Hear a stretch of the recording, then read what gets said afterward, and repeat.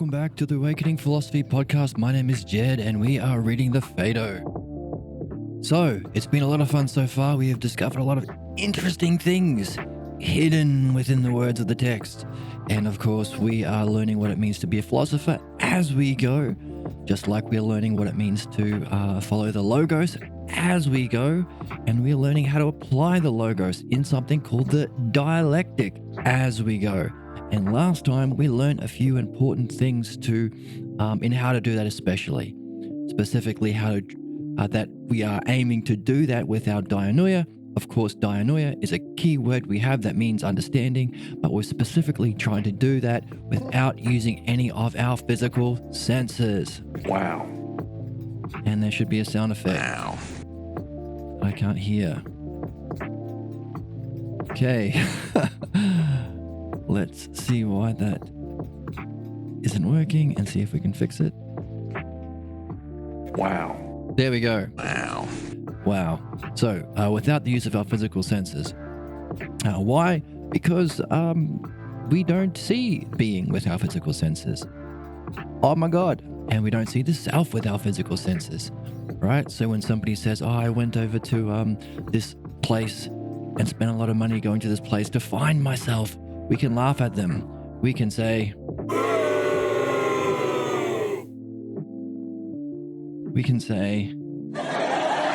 like that. We don't want to boo them. Travel, of course, broadens the mind, but we don't want to boo them for traveling, but we can laugh because we can ask them, what did you find the self? What did it look like? Did it have a color? Did it have a shape? Because I've been reading the Phaedo with my friends on this channel, and we have been learning from Socrates, the greatest philosopher to walk the planet, probably, that you don't see the self and you don't see self-being. In fact, to prepare ourselves for that vision, to prepare ourselves for an opening from the divine self, we are doing this, which is a specific separation from our senses as much as possible. We've been seeing that this correlates to what most yogas are about. Whatever the yoga is, it is some form of separating your physical body, separating the soul from the physical body. That's what yoga is, essentially. Yoga means to join with the spiritual. And we are learning how Socrates recommends we do it. Okay, the path of philosophy as a spiritual yoga, but not only a physical yoga, a way of life. And we have been listening to Socrates' defense of philosophy as a way of life. And there's my bear in the background there. There's a lion. So, a philosophy is a way of life. What has his life been like? And specifically, has he been preparing for death in a certain way? And as such, what is his attitude towards the fact that he's being put to death now? All right, so he had a defense for the Athenian jury that he didn't persuade enough of them, so he's being murdered by them.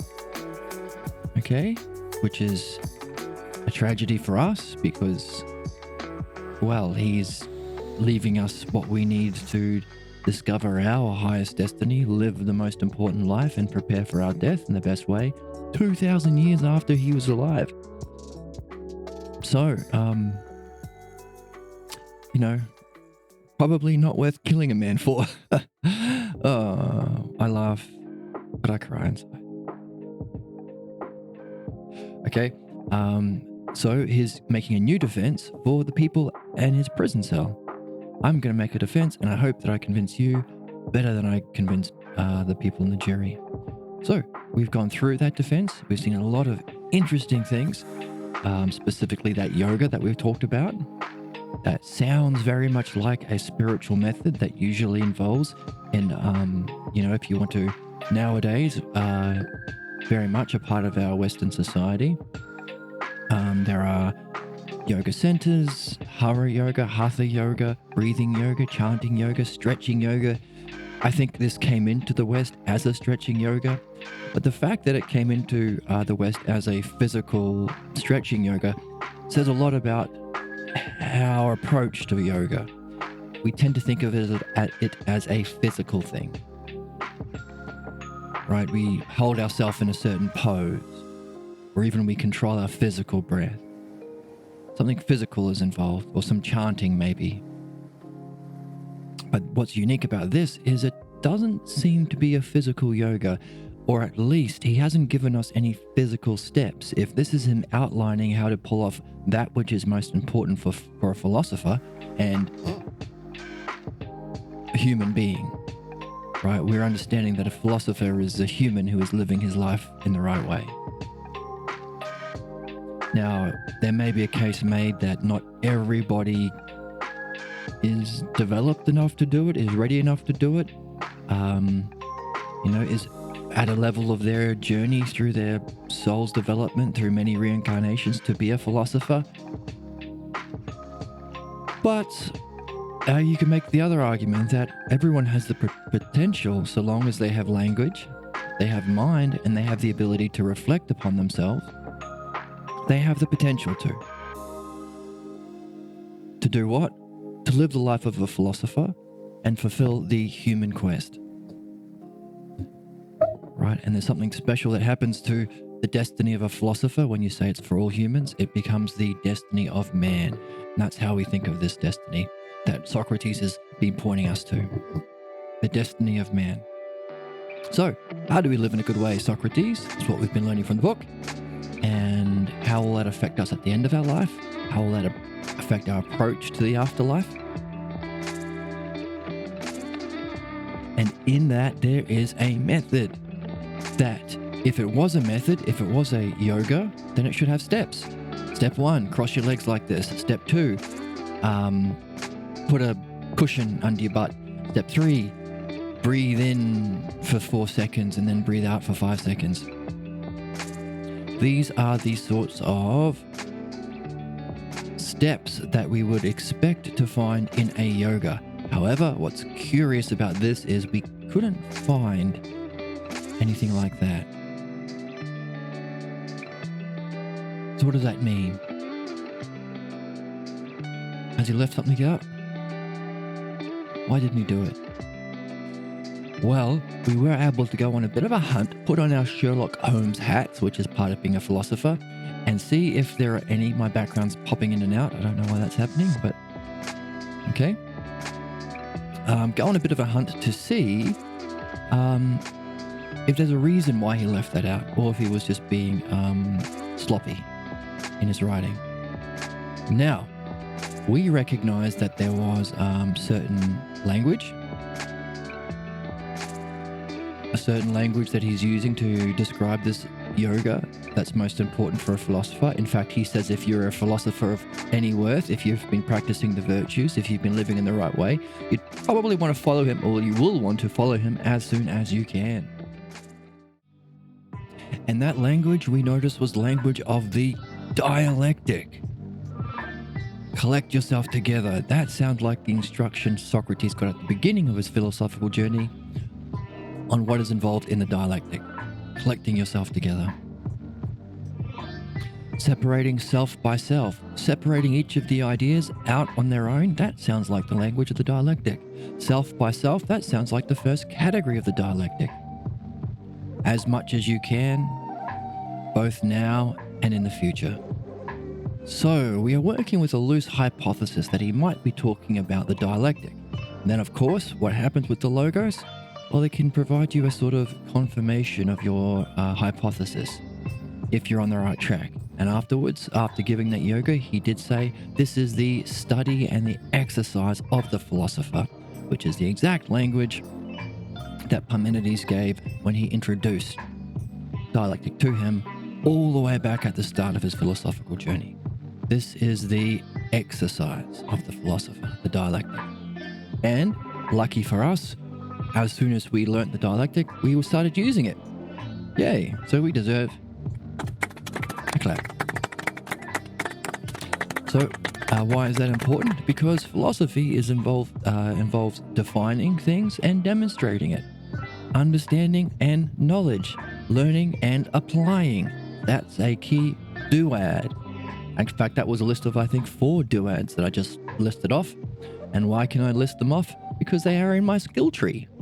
As a philosopher, we look for patterns and we put them in a skill tree. And then We can rub the two branches of a skill tree together and gain.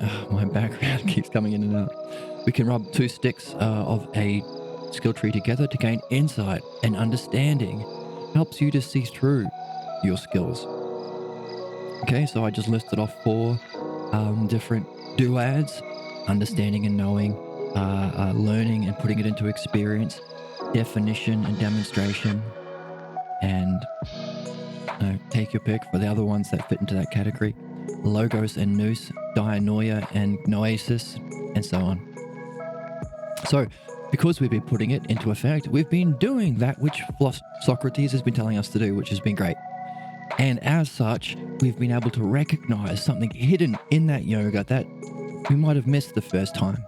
We might have missed if we hadn't have read the Parmenides the first time. We might have missed if we weren't engaged in philosophy in this kind of way.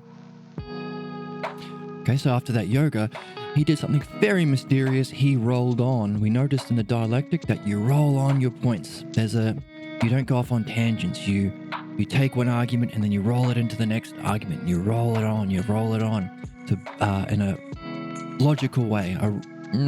Maybe logic's the wrong word. A reasonable way. I say logic's the wrong word because logic doesn't necessarily involve higher states of mind.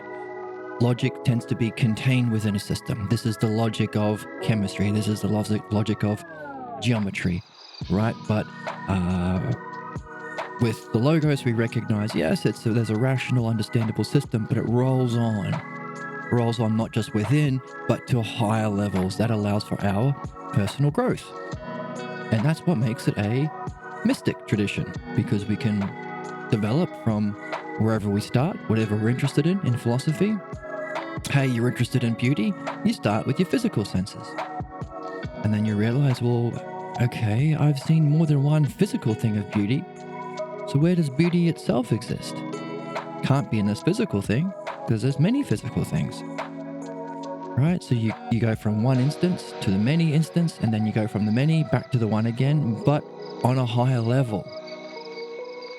Right? One example of a beautiful person, and then many. Oh, there's another one, there's another one, there's another one. Well, then what's beauty itself? Now you've gone from the many particulars to the thing itself. So one to many to one again. So you're rolling on to a higher dimension. And of course, if there is one idea or being of beauty in which of which all beautiful things participate, you're probably not going to see it. So you've moved from your physical senses to something metaphysical. All right, and now we've gone from the physical to the realm of being. So it rolls on. It rolls on. And there's a really cool law. I think it's Penrose principle, that you can't have a self-contained logical system that is also complete. Or you can't have a complete logical system that is self-contained. Meaning, if you learn everything about whatever system that you are interested in, if you're interested in math, if you're interested in music, if you're interested in astronomy, if you're interested in anything like that, you realize that there is a necessity for there to be something from a higher dimension to complete the system. Right? There's a certain axiom or principle you must take for granted. So your learning always leads you up. That's what makes the logos more than logical, rational, or intelligible. It has a upward moving or anagogic dimension to it. Okay, so we're looking for the rolling on from this yoga, and he rolled on from this yoga of separating the soul from the body to the virtues. Why? Why did he start talking about the virtues? Not only did he start talking about the virtues, he started talking about what the virtues are not, what would be the outline of a shadow. And as we go, we recognize, again, another duad. We look at the thing, look for the thing, and we look for what it's not. This whole series started with what is philosophy and what isn't philosophy. Why? Well, because I was very interested in philosophy growing up, and I was told what it is, and that couldn't have been further from the truth. And that knocked me down for a while, knocked me off my course for a while, until I realized that, oh, okay, I can understand what philosophy is. It's not just all opinion. It's not just theories. Whatever my teacher happens to be that's what philosophy is for today. No, there is a truth about philosophy. A truth that extends to all people. Doesn't matter who your teacher is, doesn't matter what school you go to, doesn't matter what race you are, doesn't matter what species you are. Philosophy is the use of the mind to know the mind and to know the self. Of course, our question is, how exactly do we do that? Because, as we are learning in the Phaedo, you don't do it through your physical senses. What?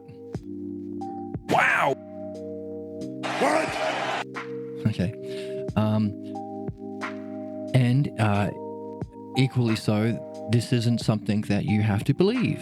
It's something you put into your own experience and verify through your noesis or nous.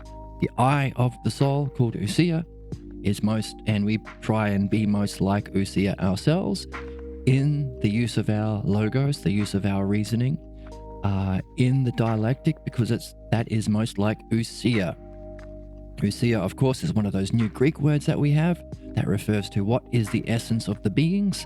If they're not physical, then what makes them different? What makes beauty itself different from justice itself?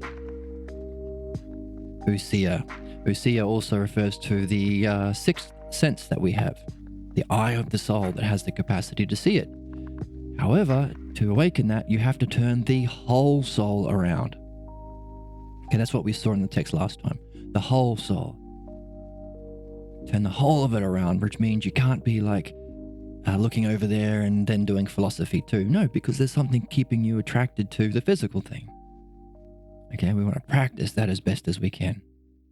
Of course, beauty, justice, goodness, these are all things you can start being interested in that can lead you into the quest of philosophy. So long as whatever you're doing, you are doing it with excellence. If you're interested in what justice is, maybe you're a lawyer, maybe you're fighting for social justice, maybe you recognize the extreme injustices and inequalities that happen as a result of a capitalist society which we live, or maybe you live in a place where there's a tyranny or some sort of fascist injustice happening. Whatever is the wealth and social inequalities that you're facing, you might be asking, well, how do I know that there's something wrong about this, but what is justice itself? Because all these yahoos have their own personal opinions of justice, and a lot of them are just self-serving, just their own personal opinions that they project as though they are truth. So what is justice itself? There's our big word, self. The self of justice. For the Greek, of course, self has a significance because it can refer to particulars in a sentence, but often it's used to refer to the honorific. What is the excellence of something? And we tie excellence with being. What is the excellence of beauty is another way of asking what is self-beauty itself. Before it reflects into our physical world. Before it's, or what is justice itself? Whatever you're doing, so long as you do it with excellence, it can lead you into the game of philosophy. And then, of course, our questions can upgrade. Last time someone had shared a exercise I like to do. They pick something mundane like what is bread, and they ask, well, what was the cause of this bread? And I list some ingredients. And what is the cause of that? And then what is the cause of that? What is the cause of that? They keep asking that question about the causes to revert to its higher cause, which we can recognize as the return or the reversion that we are going through as people. And we do so through the dialectic. The difference being our questions can evolve from bread unto the self ideas. Maybe if he continues his game, he'll get to the question, well, hang on a second, one ingredient, what is one?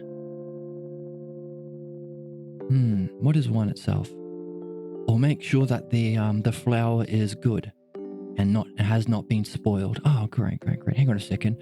I have to make sure the flour is good, but also the yeast is good. All of these ingredients require me to first have this idea of good and then apply it to each of the individual ingredients. So the first thing I need to have is this idea of good. What is good? Now you're in philosophy. What's the significance of following your question through excellence in this way to reaching something like good? Well, good is one of the self ideas, the ideas or aspects of this realm of being. Sure, it's a oneness experience, or experienced as we saw last time, the brilliant light of being. But it has aspects you can intellectually distinguish about that. You can recognize it as beauty or good or justice. Also, if you've been trained in the logos, as we were doing with Parmenides' first hypothesis, you might recognize it as limitlessness itself, or difference itself, in a unique kind of way. Of course, all of the ways you could recognize it is Parmenides' second hypothesis, right? The one that exists. We are taking a pause from our reading of the second hypothesis to jump into the Phaedo. Of course, you can be watching these videos at any time in the future, so maybe you went all the way through the Parmenides before jumping into the Phaedo. Either way, so this might be old news to you. But the significance of having your question that you're carrying, that you're investigating with integrity, with excellence, with the logos, right? With what you're learning in these texts that we have just there. Texts from Socrates, texts from Plato, texts from Parmenides that are used to specifically convey the logos to us, is that those questions become things that you can grasp. The self-ideas have, as we saw last time, self-ousia woven through them, meaning they can be grasped with self-ousia. In fact, just as a reminder, and for a little bit of fun, we have that quote about self-ousia being woven through each of those ideas from Socrates in the, there it is, from the Parmenides.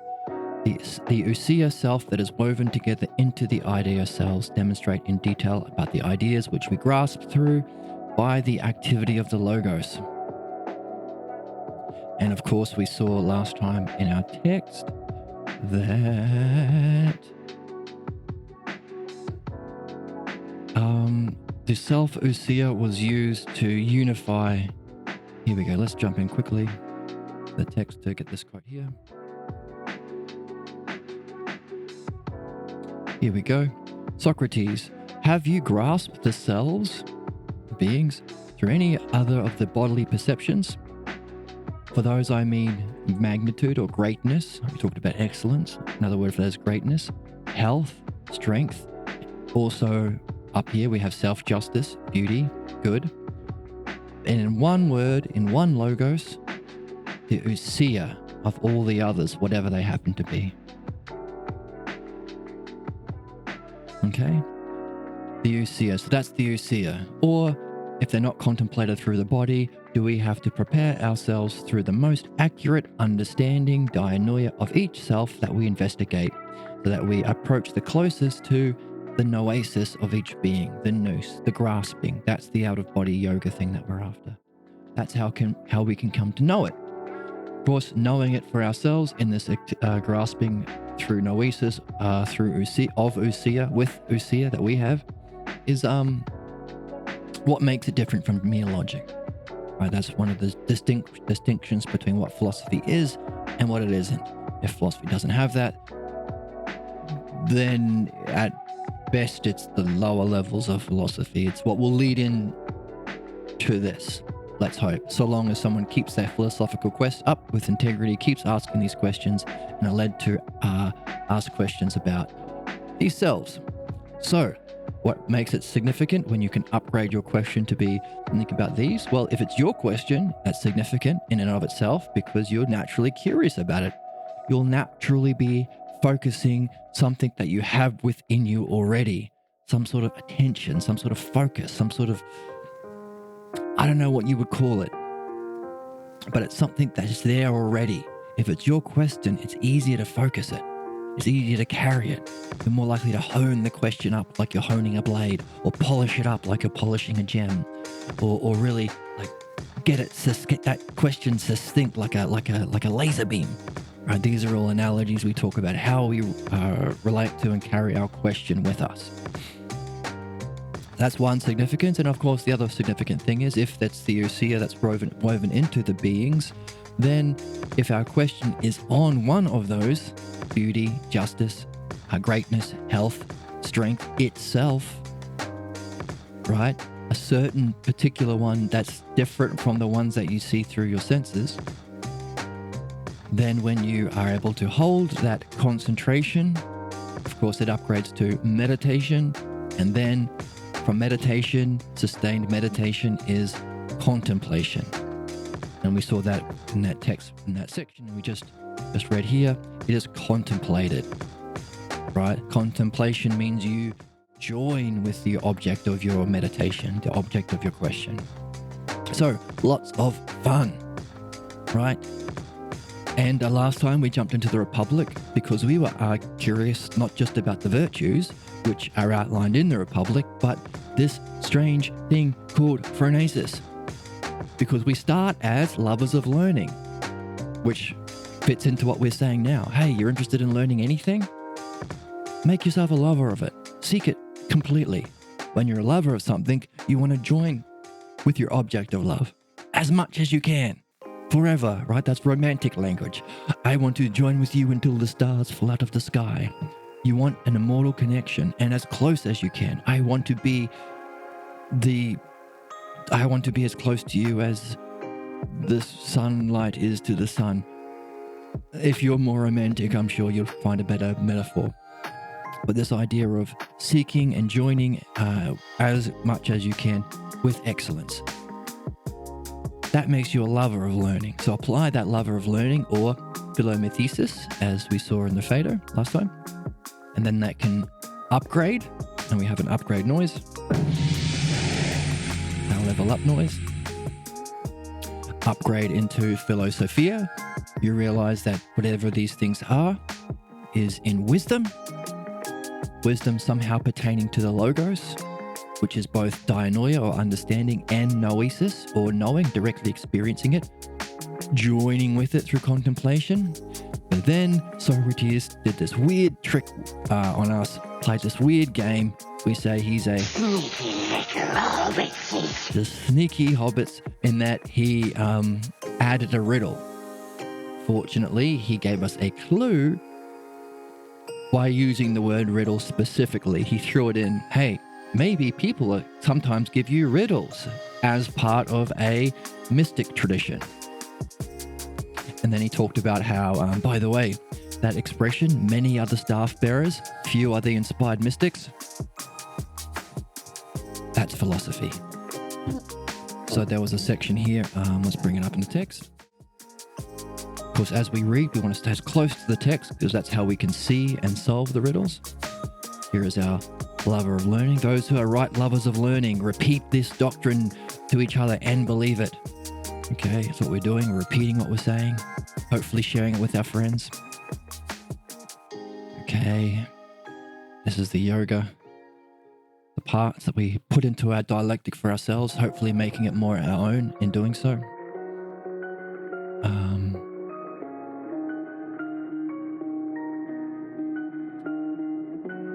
And then he said, by the way, there are certain rites of initiation in here in blue, in certain mystic traditions that we call mystic rites.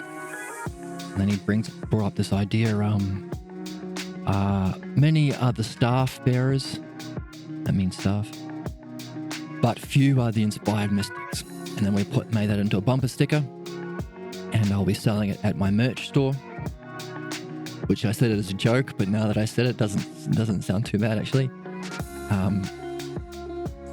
Yes, many are the staff bearers, few are the inspired mystics, and these are, in my opinion, none other than those who have practiced philosophy. So here he is linking for us the idea that philosophy is a mystic tradition. Isn't that interesting? So, many are the staff bearers, few are the inspired mystics. Oh, so this mystic thing is to do with philosophy. All right, so these are things that stand out. Why is he bringing up a quote? Why now? All right, this is how we can look, because he's following a structure, a rational, ordered, logos-based, dialectic-based structure and order in his writing and talking. So the great thing about that is we can look for deviations, things that stand out. And of course, I love Resident Evil,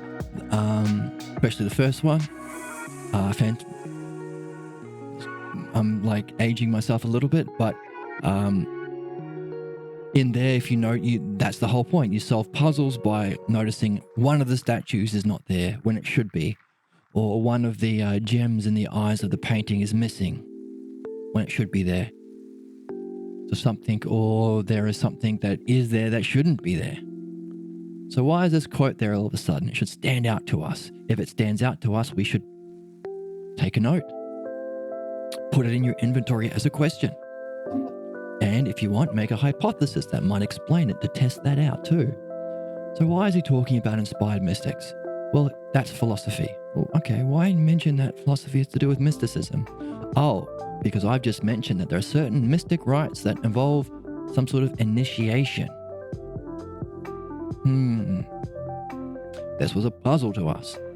And so that, combined with this talk on virtue, combined with this transition from philomathesis, love of learning, to philosophia, love of wisdom. And then he also brought in the idea of love of phronesis, philophronesis.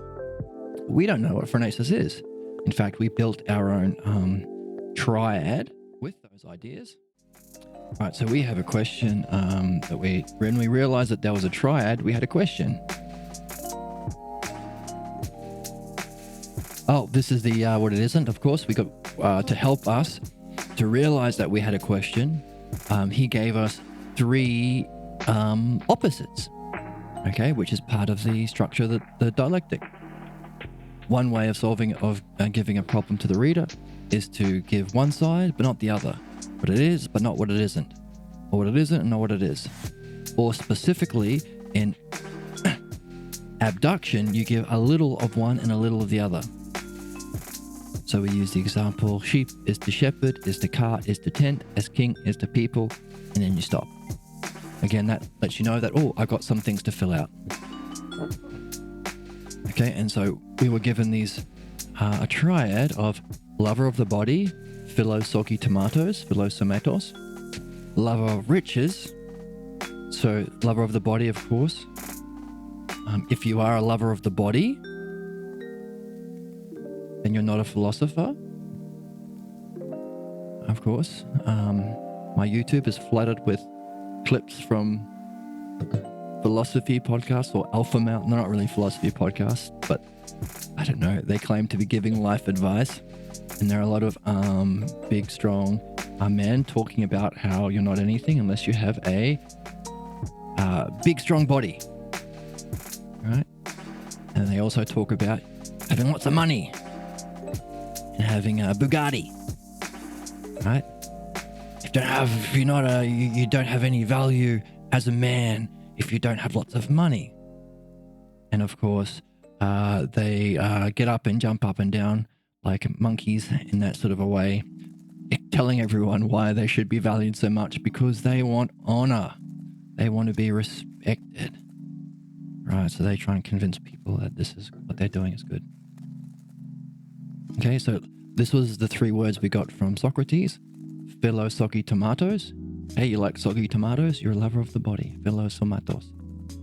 And this is, we put this on the top of the pyramid, of course. Because that's the highest term, the being term, or the ruling term. And then that goes down to the next level where there's a pair. That's the 2 into 1. We talked about seeing one beautiful body and then another beautiful body, realizing that there are many, but we want to move into what is beauty itself. We talked about that earlier as how you might get into philosophy. So we have, right, so lover of the body is up here, and that goes down into 2 versions, lover of riches and lover of honors. Lover of riches is cremated tomatoes, philocrematos, philo means love. Or lover of honors is philotimos, from a timocratic soul. Timocratic is in the Republic, one of the cities, timocratic. Right, lover of riches and lover of honors. We can also recognize, hang on a second, let's pull out our other triads. Here we go. This is the one that we're on. Philosophia, philophronesis, and philomathesis.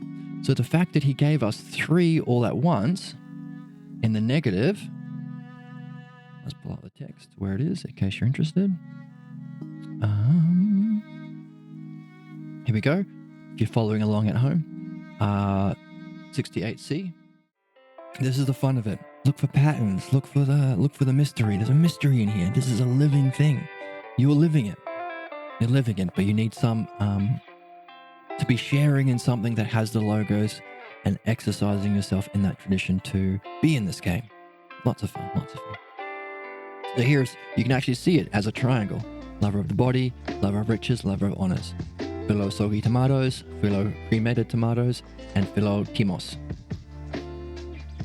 Because the most honorable name in the world is Tim. Love of Tim. Love of Timos. Okay?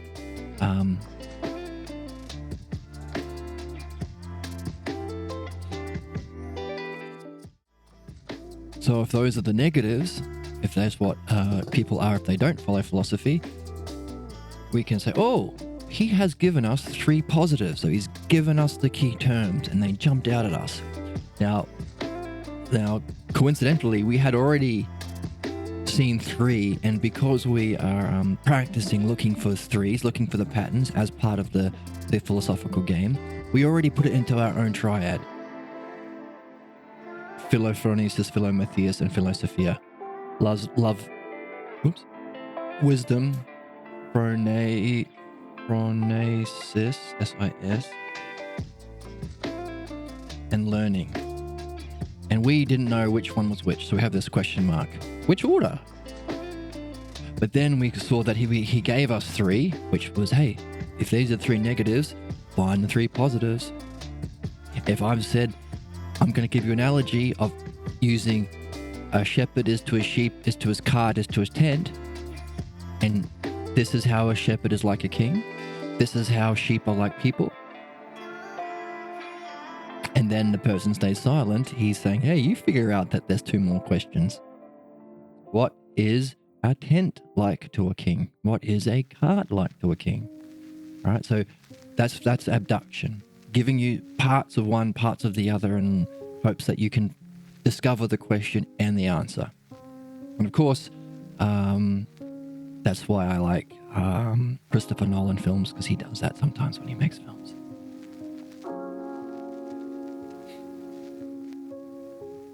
And I'm sure, if you're watching this, there's probably art that you're interested in, or books or novels that you're interested in, and you recognize, oh, yes, I know this. This is why I like this kind of a book. Right? So if there is, please share it in the chat. So which order is which? Is one of our questions. But also, we can look at this and say, okay, lover of riches, lover of honors. How does that relate to other triads we have on the board?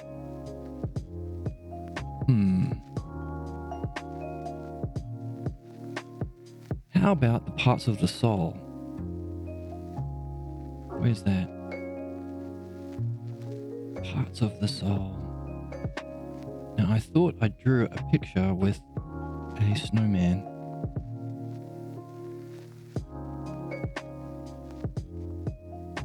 Bringing it up somewhere. Where is it? It was up the top. That was a snowman. Here we go. Here's that snowman. Right, the 3 parts of the soul. Because we're talking about the virtues. The 3 parts of the soul. For Plato. Well, for Plato, but for us. We have the biggest part is the one that wants to order sandwiches. Our desires. Then something that moves us forward. We want to live in the world in a certain way. We want certain things from the world, not just things that go into our not just our own stuff. The sandwiches and the clothes and the Bugattis. We want to do something in the world, outward moving. And of course, there is something that in us that plans things. How can we do these things in the best way? So we can see to have a well-ordered soul, or sound-mindedness, one of the 4 virtues, is to have this reasoning part governing. Hey, don't spend your life seeking Bugattis just because you want them. what does reasoning say you should? What does your reasoning say you should spend your life doing? Hey, are you alive? Where did you come from? Where are you going? What should you be doing here? How can you use your reasoning to guide you? Also, what do you want to do in the world? Do you want to become Insta famous?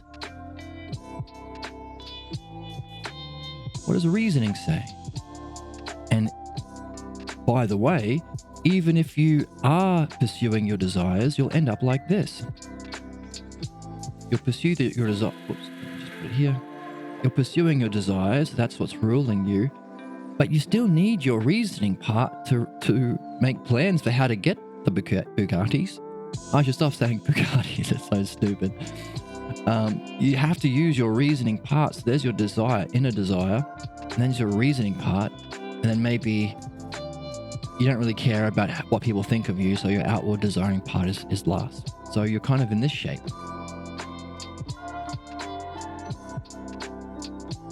Or maybe you care more about what people think than your own thinking. So you're following plans that other people set for you, in which case you're like this. You're an upside down snowman. Reasoning and your outward desiring. So temperance, of course, is having a snowman that is balanced. And that balanced snowman is Socrates or sound-mindedness or temperance. Okay, so that relates to the inner desires. It also relates to all of them. Courage, of course, is most closely associated with the outward moving, and wisdom with reasoning. These are the three virtues. And once you have a snowman like this and every part is doing its right thing, you can say to have the virtue of justice. The justice is in all of them, but is also its own. It happens as a result. So this is this movement of dimensions that we were talking about with the logos. The idea that doing one thing at one level allows you to graduate to another level. Justice is of a higher level. So that's, we can call that a monad, which is just a fancy word for oneness. So unity or oneness. And this is a triad.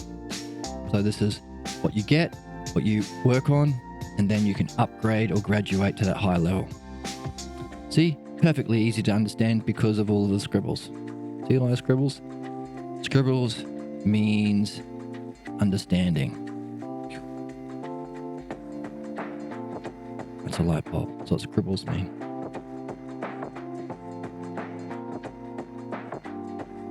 So why are we talking about that now? Well, if we go over here, taking that triad with us in our skill tree, we can see, oh, lover of riches, that looks like the belly, the inward desire.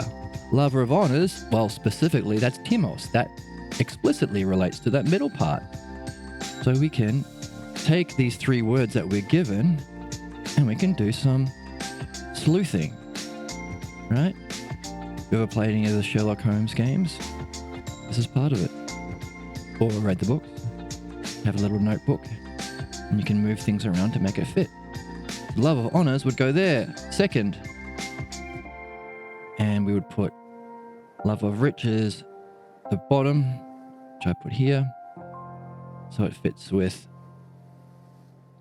riches is the belly, all our desires. This is our heart, or outward, right? So we can see that what we want to do outwardly in the world, we want to be honored for, right? We want to be seen as a good person. We want to be respected for what we do. We want to have statues erected in our honor, if you are this sort of a person.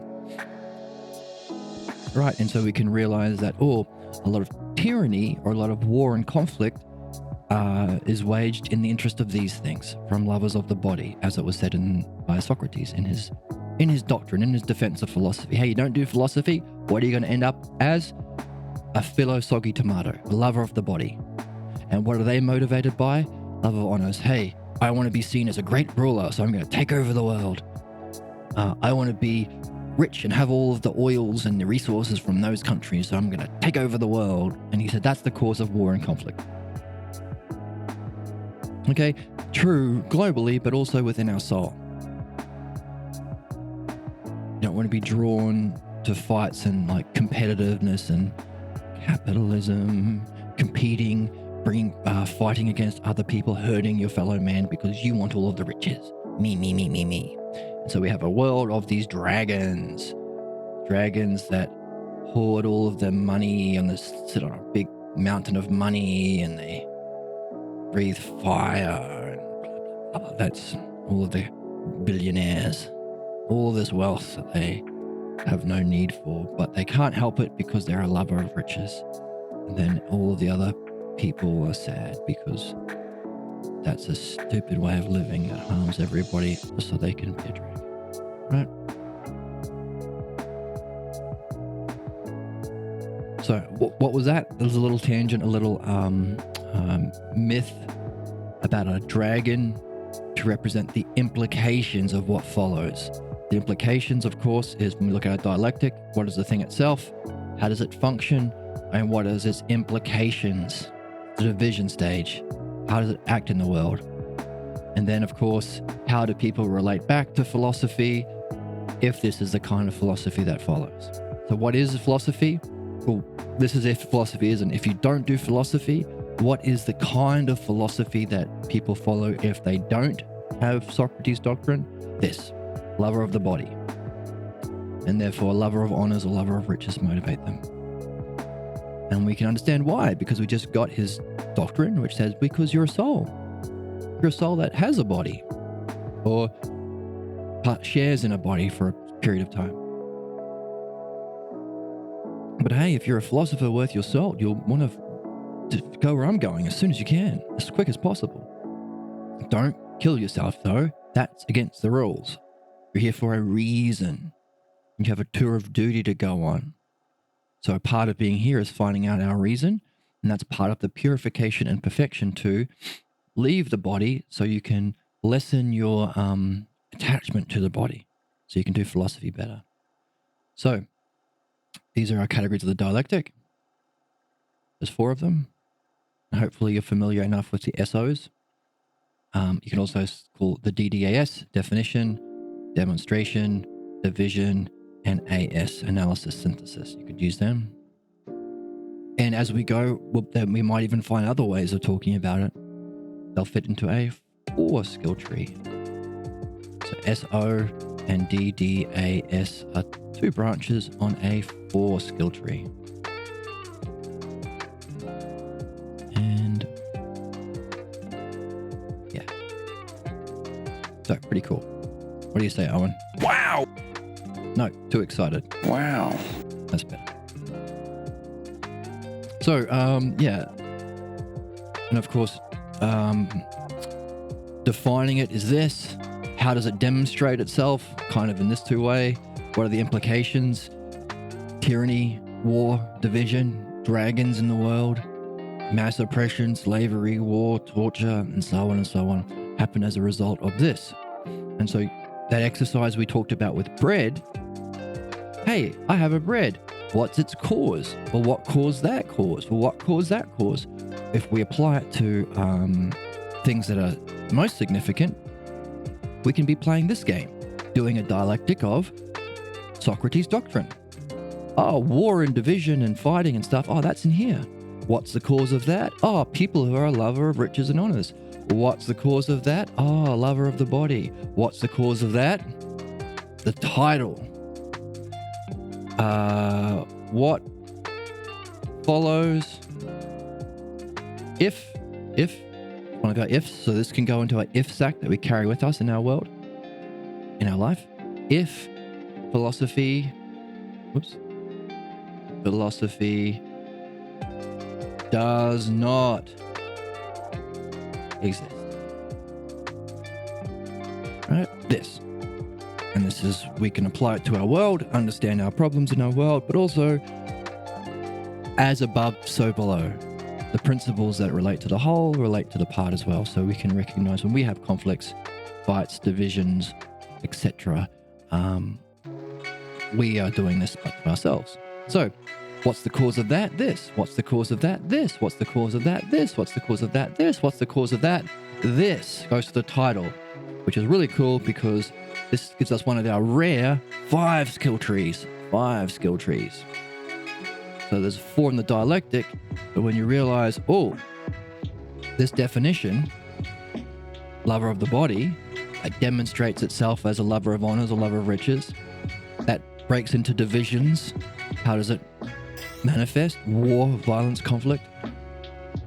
And then what happens to, how do people relate back to philosophy, or relate back to, philosophy as a result?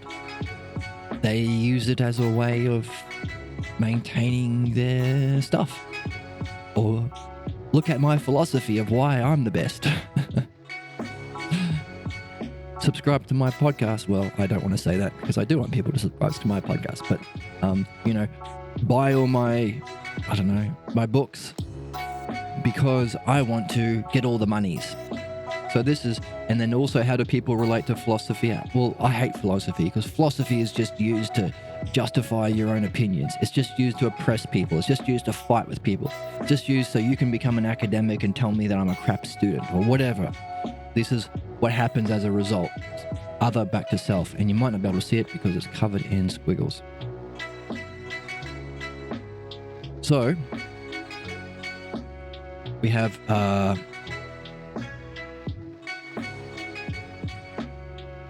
4 categories. 1, 2, 3, 4. And then even when we get to here, lover of the body, philosomatos, philosogitomatos, we'll go, well, actually, what's the cause of lover of the body? Oh, we go to the title or the preconditions for the dialectic, which is what follows if philosophy does not exist. So we have 5 now. So we can put this into our 5 skill tree. 4 becomes 5. If we do that progression or reversion upon causes until we get to as far as we can go. This leaves us a question. Why do we think philosophy does not exist? So we've graduated from this to a new question that we can take with us. So our questions upgrade too. That's part of it. Questions can give birth to more questions or better questions, leveled up questions. And of course, the word exists has a specific meaning that we're learning in the Phaedo. Exists through this thing called self-ousia, that we prepare ourselves through dianoia. In the realm of being. To exist means to exist in the realm of being, eternally, immortally, and all the other qualities that we would have in our dialectic of what does exist mean, if existence exists. And you might even recognize that as the first exercise that Parmenides gave Socrates at the start of his life in philosophy. In the Parmenides, he said, hey, do your first dialectic of if the many exists. If the many beings exists. So it's kind of a dialectic on what existence is. So all of the words we can talk about existence. Ousia, noesis, eternal, immortal, causal. You'd find that in a dialectic that you would do on existence. And the more you practice it, better you're going to be at talking about it, seeing it, preparing yourself to contemplate it, unify with it, and so on. So, lover of honors, lover of riches, go in that order. Cool. This is what follows for someone if they don't follow Socrates' doctrine. Wow. Wow. Wow. Yeah. So, it's kind of a nutshell. Like, this is a snapshot. Hey, you want to know your fate? We talked about philosophy being a triad as well. Let's bring in that triad. Hey, philosophy has a logos. Oops. Has a logos. That leads you towards destiny. And we're learning about what that is. Some sort of knowing of the beings, but love of truth, love of phronesis, knowing thyself. These are all things that we're building and what our destiny could be. But also there is in philosophy an addressing of the anti-logos or the pathologos, depending. This leads us to our fate. We say to fate, come on, right button. Yes, we say boo to fate. And of course, because fate is characterized as the same structure, only the incorrect terms. So it's like you have an usurper of the throne, a pretender to the throne sitting on, hey, you should be going from beauty to beauty itself to justice itself and so on and so on. But someone who appears beautiful, when they're on the stage with their muscle saying, clean your room and take my protein powder and that's what it means to be the best.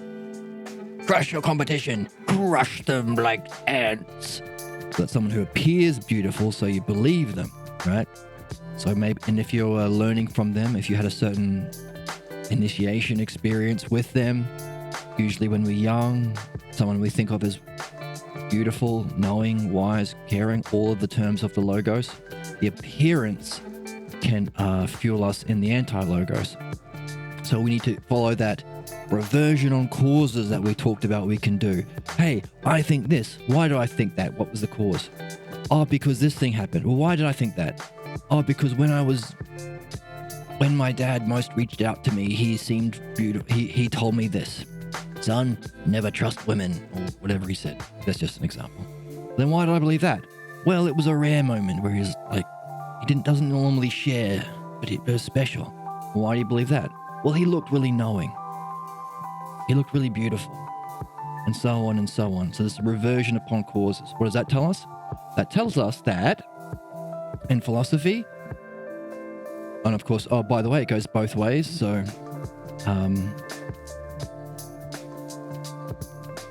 information about this we can call providence. Information about the logos that can lead us to our destiny. But also we can get information about what's blocking us. And Socrates talked about looking at our dreams. So, 1, 2, and if there's the same structure in both, we can represent that structure through mythology. So there's our triad.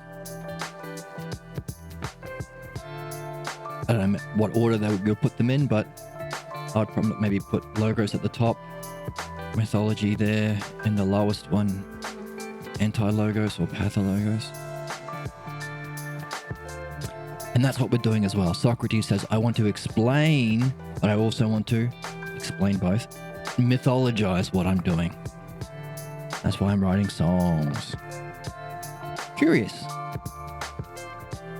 So what? Well,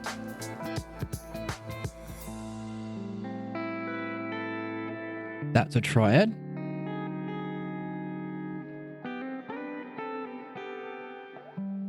We have a triad here.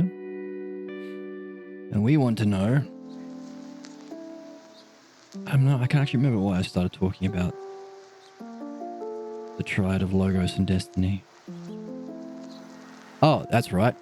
You could say, hey, you want to have a snapshot of your fate? You want to know where your life is headed? Socrates says, I can tell you. I can tell you 2,500 years before you're born. And then he sips his tea. I can tell you where you're headed. Here.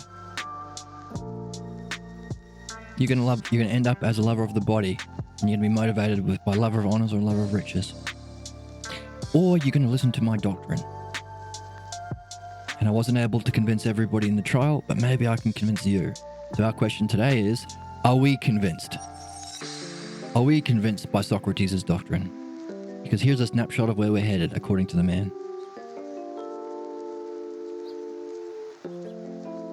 Or we can figure out this triad. If we do, if we do accept philosophy that exists, we accept the ideas of being to exist. Let's pull up Parmenides' quote for how to get into philosophy. we go. Permit the ideas of real beings to be. You gotta do that, and you can't believe, or you can't have a closed mind to the existence of being. Keep your mind fixed on the anti-logos, the objections. That's going to come up. That's a part of being human. Define each one of the particular ideas. That's what we're seeing in the dialectic. That's how we turn our understanding. Dianoia. We also have to allow that each one of those real beings to be always of the self. Even when we go to beings, we still have that question, what is the self? Even those beings are of the self, which is a big puzzle. Isn't it, Stone Cold Steve Austin? What? Puzzle. What do you say, Stone Cold? What? Yes, we say what? So what? Oh, so we have these three that he gave us. So he gave us those three that it isn't and three that it is. Three kinds of loves. Now, our question is what order? Don't know. But then after he gave his doctrine, after he gave the yoga, he moved on to the virtues. He said that there is a fake version of, there's a shadow of sound-mindedness. Let's write that down. We did it last time.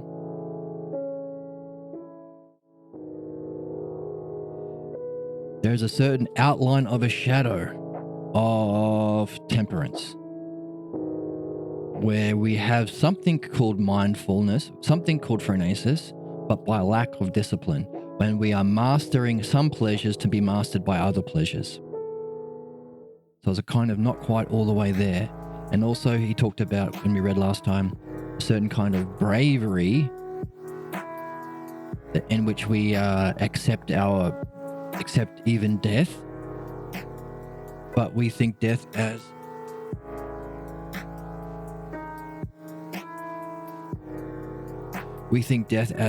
the greatest of bad things, but we accept death for fear of something worse.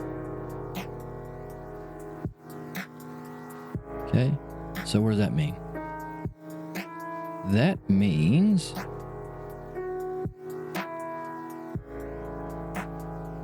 that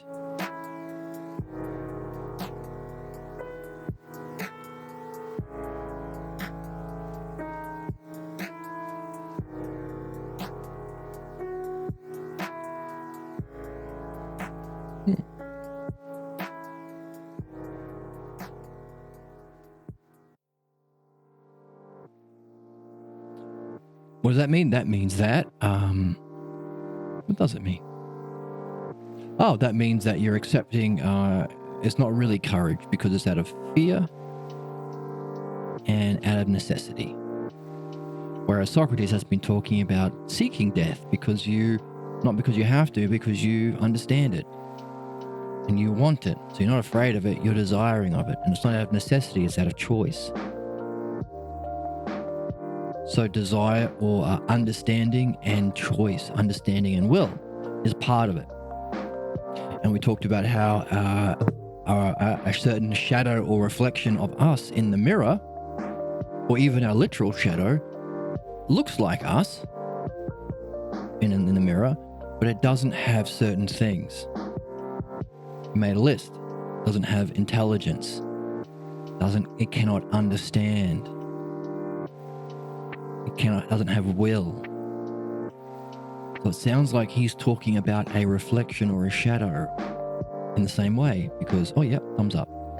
Because you do it out of necessity, not out of will. You do it out of fear, not out of understanding. Literally two of the qualities that we said our reflection in a lesser dimension, two-dimension, doesn't have. Wow. Yeah. So, he is giving a reflection of the virtues. Let's bring up the notes. A reflection or outline of a shadow of the virtues. And he had, down the bottom, he had sound mind, sound mindedness, and he talked about courage, and he said this gives a kind of phronesis. We have a question about that. How can mastering only some desires to be mastered by others give a kind of a phronesis?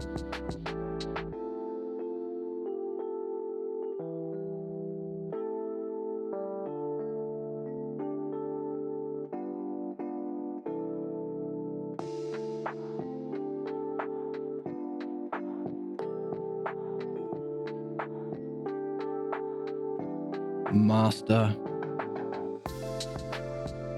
some desires to be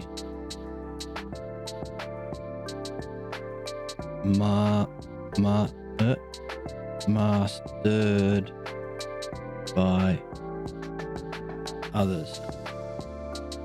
That's what he's called it. Let's bring up the text so we can see it for ourselves. Here we go. 69a. Master certain pleasures to be mastered by other pleasures.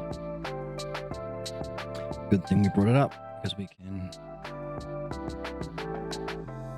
get rid of the word desire and say pleasure.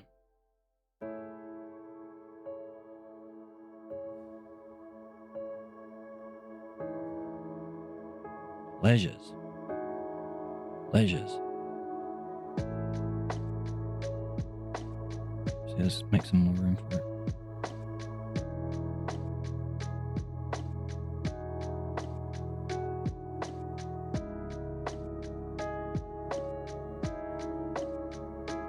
To be, okay, and that's a kind of phronesis, which is a question because we want to know what the heck phronesis is.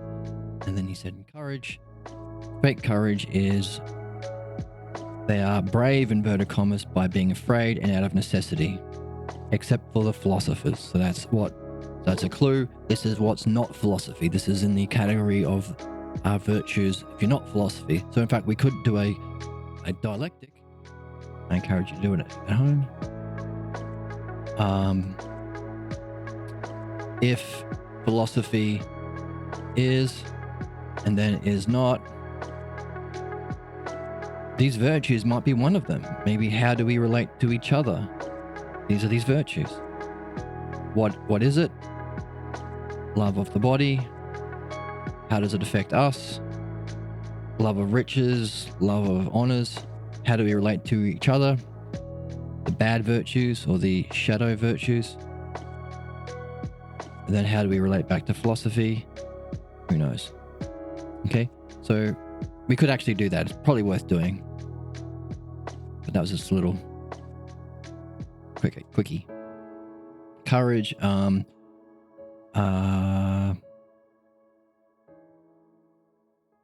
motivated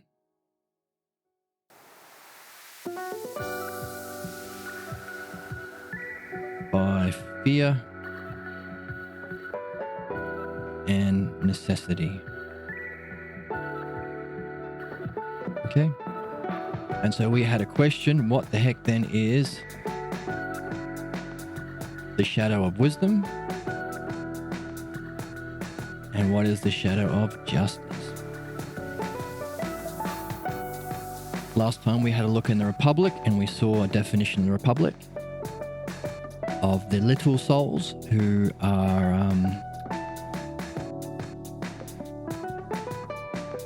actually we should probably get the text out again and have a look at it.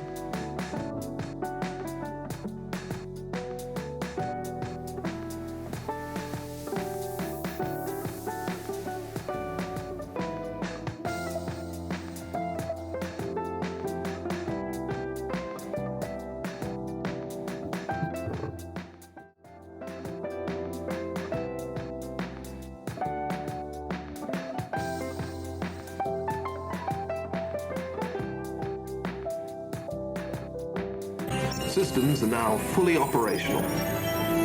Thank you, Giles. Here we go.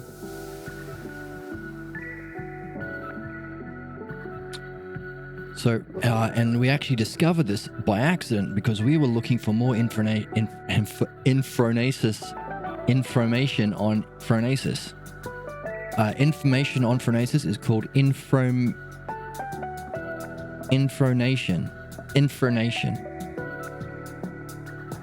All right, and all the way through we've been seeing that Socrates has been saying that philosophers are motivated by primarily two things: truth and a love of phronesis.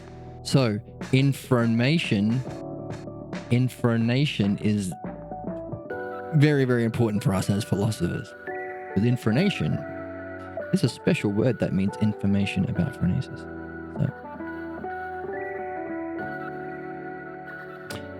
So let's read this passage that we pulled out from Book 7 of the Republic.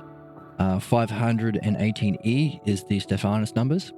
And we're reading the Balboa text because it has the Greek, and so we can discover the puzzles that have up until this point of history been undiscoverable. Wow. Wow. Yeah, that is wow. That's huge. Wow.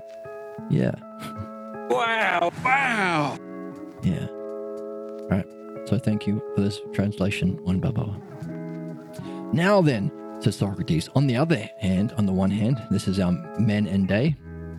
On the one hand, men, the other so-called virtues of the soul are likely to be in some way akin to those of the body, for they in reality do not exist in the soul before, but are produced in her later by habits and practices. This was really helpful. It gave us more of an understanding of what these virtues are, because Socrates has brought them into his doctrine of philosophy.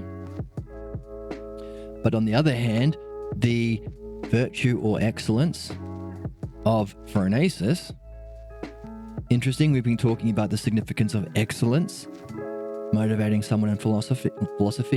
Hey, if you don't seek excellence in your questions of anything, what is beauty, what is justice, then you'll be content with beliefs or opinions, usually the same beliefs and opinions you were brought up with. Seeking excellence moves you into the game of philosophy. What is the self-beauty? What is the excellence of reasoning? What's the excellence of states of mind? Right? What's the excellence of being human? What's the excellence of the balloons? It's cool, the balloons are even behind me. Let's see that again. They're all around me. So cool. But we can equate virtue and excellence together as though the virtues are the excellence of our soul. But they are put into us by habits and practice. Again, practice, repetition. We repeat these doctrines to each other. Right, Socrates has been saying in the Phaedo. Phronesis happens to be something more divine than all the others, so it's better, as it never loses its power. Okay, so while the virtues might be hard to hold on to in certain points, it might be hard to have courage about what the Logos is saying is true. Hey, if the Logos says this is true about justice being a part of reality, it might be hard to hold on to if you're really going through a bad time. And my camera is being weird.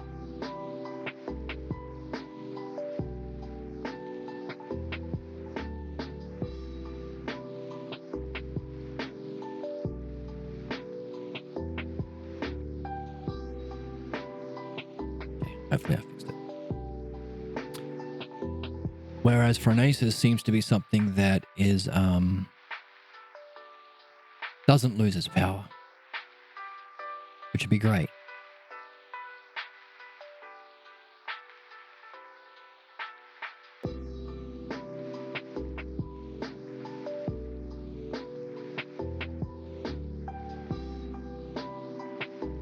So phronesis is something that does not lose its power. It appears, but according to which way it is drawn. So it's something that never loses its power, but can be drawn in different ways. There's a certain excellence of us, of the soul, but it can be drawn in negative ways. That's interesting. So it has its kind of... So just as we have the shadow of the virtues, like temperance, but you're actually just you're not mastering your desires to pursue the logos. You're mastering your desires to pursue other desires. So that's the shadow of temperance. But also, you're not really courageous. You're doing it out of fear and out of necessity. Whereas here he's saying there's a phronesis. It doesn't lose its power, but it can be drawn different ways. And depending on where it's drawn, it becomes useful and beneficial, or useless and harmful. Key ideas in philosophy. Why? Well, because we're doing philosophy because we hope that we can benefit from it. And we hope that it can be useful in our lives. So why we're here. For ourselves and to function to others. Justice. If we're doing our intended function at all times, then we would be acting in a way that's useful and beneficial. Or have you not brought to mind on the one hand those who are worthless, yet on the other hand wise? So there is a worthless and wise. How sharply the little soul, calls it a little soul, looks out for itself. Right? And how precisely and clearly it sees the things which it has been directed. It has no contemptible sight. Its sight is fantastic. Thus it's compelled to be subservient to depravity.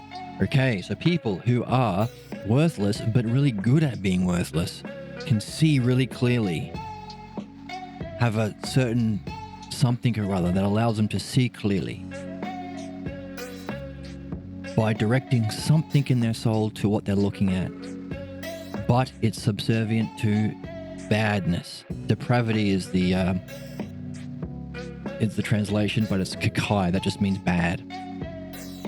Of course, depravity is the context here. So badness in the Greek has different, slightly different variations depending on its context. So, because that's such a key part, let's look it up in Perseus and get another translation. Okay, so I found out that the lobe is kind of a collection of Platonic texts, and Fowler is usually what we have. So when we're reading the Perseus, it's Fowler's translation in the lobe. Lobe is a collection, and Shuri, I think, is the lobe version of the Republic, but I have an affinity for the Rouse that comes in a book that looks like this. Let's bring up an image. Looks like that guy.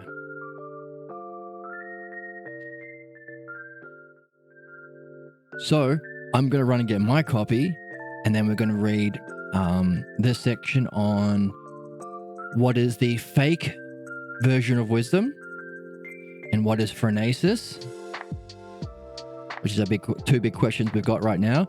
So just to end our summary, because we're sort of in the middle of the summary, we have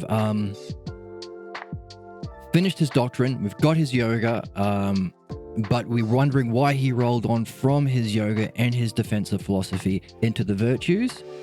We recognize he gave us two of the negatives, meaning we have to find the negatives of the other two. And then he confetti. And then he moved on to, let's bring up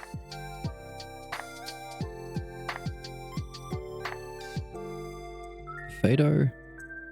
Jarvis, bring up the Phaedo, please. Importing all preferences from home interface. Thank you. So, what bravery isn't, what sound-mindedness isn't, gave us a clue. He dropped in this phronesis word that he's been pointing to the whole time. He did a little switcheroo. Instead of wisdom and instead of justice, sound-mindedness, courage, and wisdom, he said justice, sound-mindedness, virility, and being. The virility is the state of being in courage, the kind of state of being you're in, and being itself relates to wisdom. That's a puzzle, so maybe that will help our idea of what this initiation is, because he just takes those 4, which is a variation into sound-mindedness, justice, virility, and self-phronesis. So he translated it again. He went from wisdom to being to self-phronesis. So there's a kind of phronesis, which is the best, the honorific, the self-phronesis. And that's the rite of initiation, which is a mystic rite. So this initiation, the solving this, and it's a riddle. He speaks in riddles. He dropped the word riddle, which is probably going to be a clue that we have to solve a riddle. So what's the riddle? What is this initiation? What is mindfulness?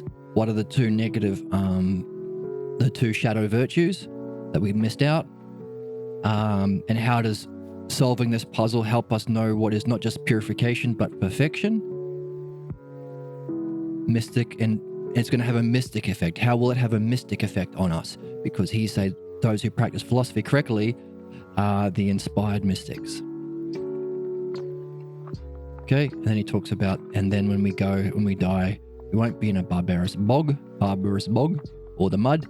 We will be able to chill with good masters and good friends, who we said are the wise and good gods and better humans that you find kicking around these places, these here parts. Okay, so let's figure those things out with help from that section of the Republic, and see if it sheds some light on these puzzles, because it's a riddle. They might be a kind of initiation. They might have a mystical effect on us, and probably it's something to do with phronesis. Be right back with the hard copy text. Okay, I'm going to take this opportunity to plug a book, seeing as we're on the hunt for what the shadow of wisdom is. I have this book here, Discovering the Beauty of Wisdom. Here it is. By Mindy Mandel. Fantastic book. Get this book. Discovering the Beauty of Wisdom, Embracing Mysticism Through the Ancient Part of Greek Philosophy by Mindy Mandel. Great.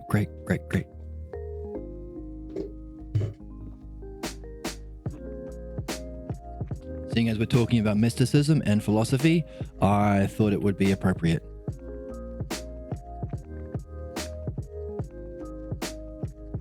So, we are in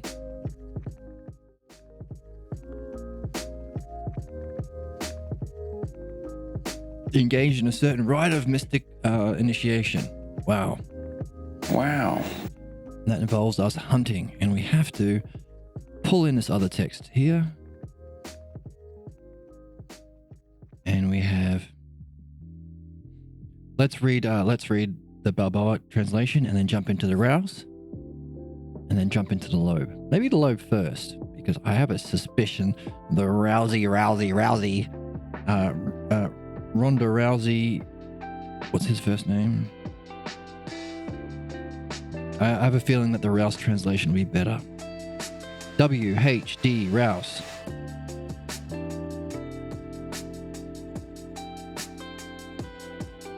So let's do Balboa, and then Loeb, and then Rouse. Phronesis is more divine than any of the other ones, but it can be drawn in a way that makes it useful and beneficial. Yes, that's what we want. Or harmful and useless and harmful. Or has you not yet brought to mind, on the one hand, those who are worthless, yet on the other hand, wise. Worthless but wise. How sharply the little soul looks out for itself. How precisely it clearly sees the things which it has been directed. It has great sight. Thus it is compelled to be subservient to depravity. By that, so much more it sees. By so much more acutely it sees, so much more it works at depravity. So, we talked about the virtue of wisdom pertaining to the reasoning part of the body, but also the seeing part of the body. So if somebody is motivated by vice, and they're good at planning and they're good at seeing, a certain kind of logos they have accessed. Right? So if wisdom is to do with the logos, whoops. What's going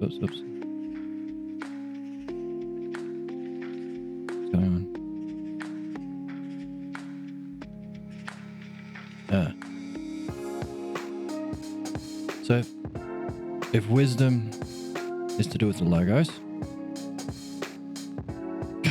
courage is to follow the logos. Oh, I see where it normally goes. Okay. So to desire the logos is sound-mindedness, to hold on to and protect and guard with courage the logos when you outwardly move, the ups and downs, pleasures and pains, fears and desires. To reason according to the logos is wisdom.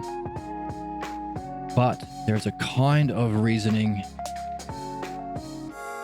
that is worthless. Okay, now let's look at this in the the reason why I couldn't find the rouse on the archive is it's been, you can't borrow it anymore. I don't know why the terms of the archive has changed, but it's come on. Whoever's in charge over there, I'm sure they would want us to be able to borrow the book, but whoever is telling them they can't lend out this, they need to rethink themselves. Because come on. I mean, come on.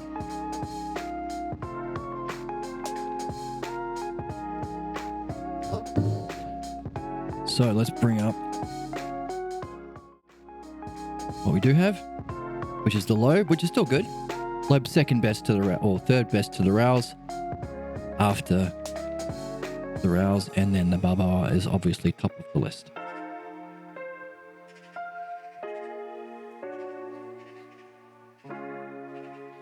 The other so-called virtues of the soul seem to be akin to those of the body. Interesting. For it is true that they do not pre-exist, they are afterwards created by habit and practice. Oh, we can also click on here, which should take us to a footnote. Maybe not. Maybe.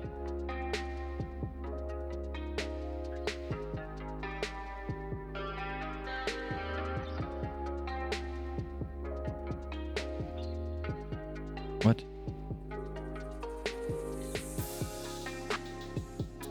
Huh? 518D. Let's look by section.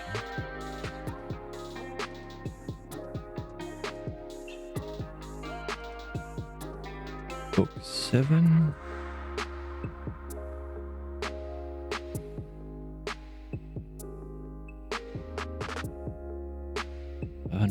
D. Oh, this is so we can see the footnotes.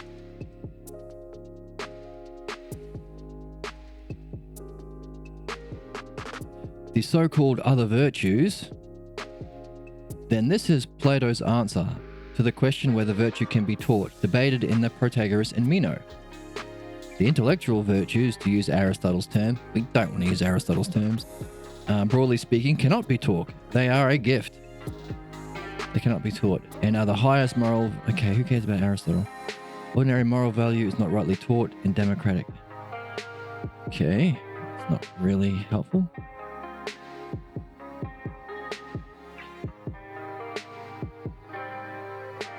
Okay, these footnotes are not great either. All right, let's forget about the footnotes then. Go back to what we were reading. Right. The other virtues of the soul seem to be akin to those of the body, for it is true that where they did not pre-exist, they are afterwards created by habit and practice. But the excellence of thought, it seems, interesting. Phronesis is thought. Can you see?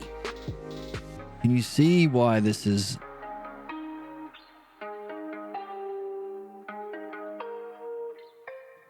Can you see why the translation, the Balboa translation, is so significant? The virtue of thought? I said, wow! No. What in the heck are we talking about here? Yeah, what are we talking about, says Joe Biden.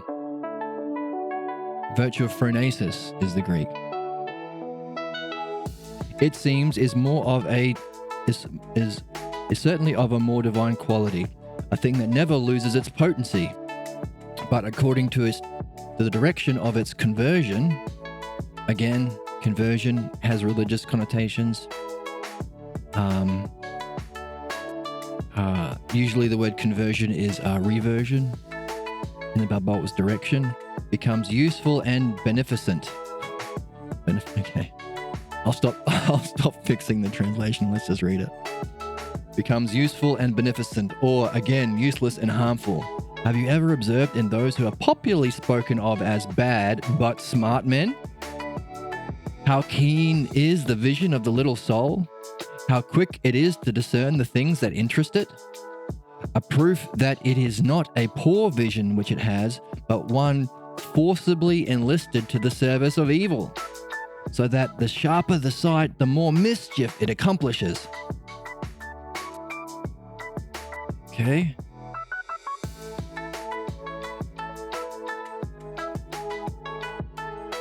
This translator wants to tie this in.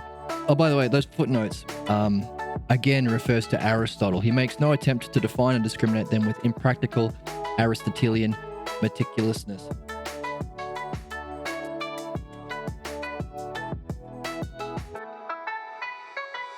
Excuse me.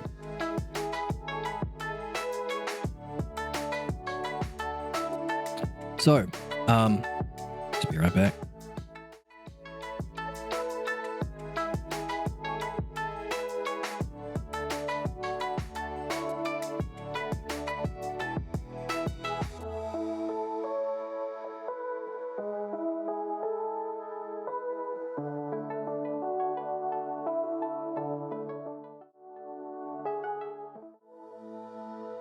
So, let's just pull up the translation, and it has footnotes. So this is a good example of what we're doing. So again, we're defining, we're demonstrating, we're doing it for ourselves, but also others if we are going to be useful and beneficial. So look at what he's saying here. He does not discriminate it with the meticulousness of Aristotle. This translator thinks Aristotle is more precise, but he hasn't learned the... Here's a question. Would Plato and Socrates be being beneficial and useful if they were just giving us a textbook in the way that we do at school following Aristotle's tradition? Would that be really beneficial for us? Or would it be more beneficial to use the things that we've been learning about being a philosopher? Abduction. Give us some puzzles to solve. If it's the hero's journey, make us an active member.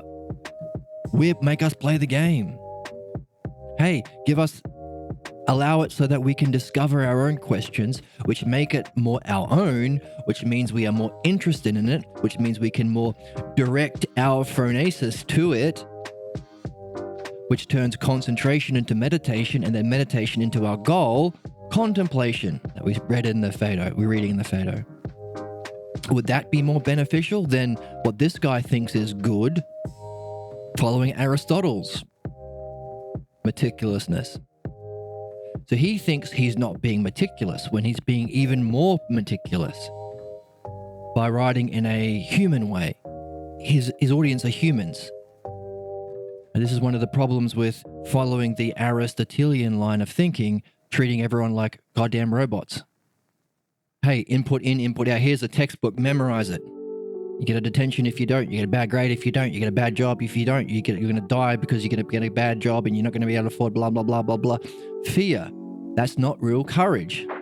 Learning out of necessity and out of fear of whatever the fear is to, cram things into our brains. Also, another problem with Aristotle in this very section is he's saying, hey, the other virtues you can put into the soul, but phronesis, the one we're after, is already there. So this Aristotelian idea of humans, of you put things in through meticulous study, doesn't fit in literally this section. Also, without recognizing the key term phronesis, he translated it as thought. Is thought a divine virtue? Or can you keep thought in the physical world like Aristotle likes to do? So you can see how even the translator has yet to purify himself in the way Socrates is describing. And so you can see how his thought filters down into how he misunderstands accuracy, how he misunderstands teaching, how he misunderstands phronesis. And the whole point of this in this spiritual initiation is to make one mystic. Was Aristotle interested in a mystic tradition? Or was he very, very physical? And if that's the translation we've inherited, we've gone off the Socrates track and down the Aristotelian line. What has been the consequence? Are we more interested in the dialectic and this mystic tradition of separating our soul to being and finding true justice and living that way at all times? Or have we gone into being ruled by people who are the other side of the dialectic, which makes them what? Mastered by their pleasures, motivated by fear and necessity, lovers of the body, lovers of honors, lovers of riches. What else are they doing? War, civil discord, battles. These are all things in that B side. What if philosophy doesn't exist? So we could say, what if Aristotle is your way of thinking? And on the A side, what if Plato and Socrates is your way of thinking? These other things follow. Eternal knowledge, truth, and so on. Mysticism. You relate through dialectic in a supportive, beneficial way, as opposed to debate and hurting people in a corrupting way, and so on. So, why bring this up? Well, first of all, we're demonstrating what we're learning, which is important. But second, to point out that it's not personal. Even this great translator of Plato has anti-logos to clear up. Even he is influenced by his society. Even he has a certain mythology influencing his talk, influencing his seeing and functioning.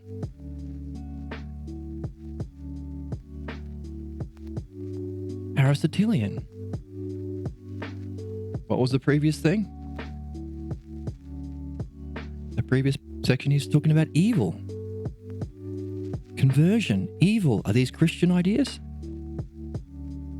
Not being interested in the metaphysics, but interested in the mysticism, but interested in meticulousness. Does that sound like a Christian thing? Or something of someone in Cambridge in 1969?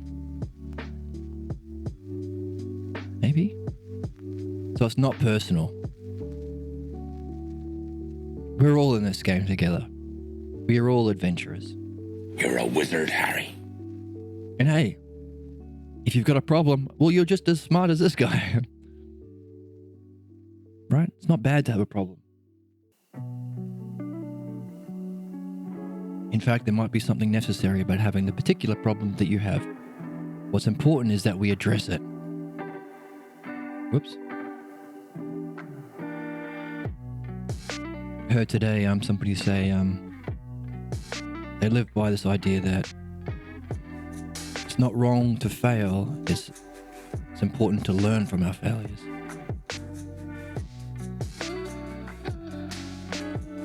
Okay, just looking at the other footnotes. How keen is the vision of this little soul?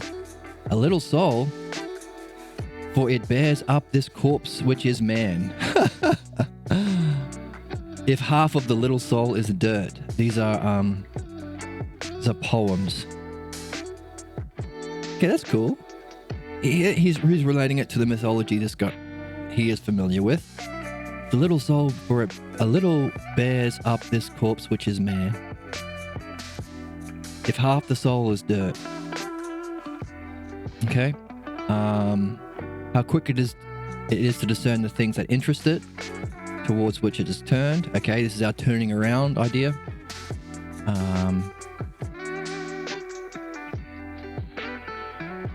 Okay, so that's that section here. There. I'm going to read aloud. Same section in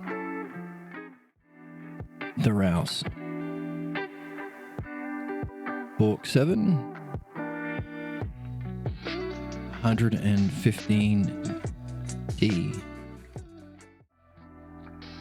Here we go.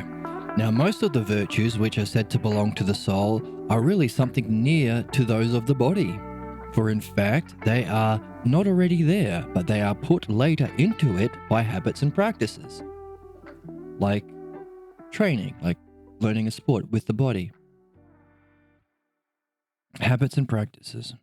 But the virtue of understanding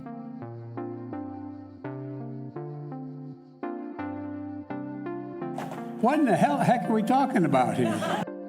Understanding.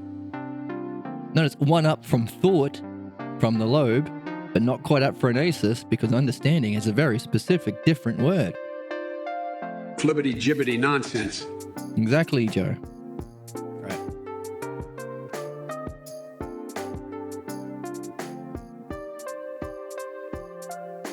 The virtue of understanding everything. Oh, okay. That might change it a little bit. Understanding everything. Maybe pertains to phronesis. Why do we say that? Well, wisdom is a virtue put into the soul that applies to our planning and the virtue of the logos. We've seen it involves understanding, but also knowledge or noesis. So maybe what we put into us through practice graduates to this idea of understanding everything. Interesting.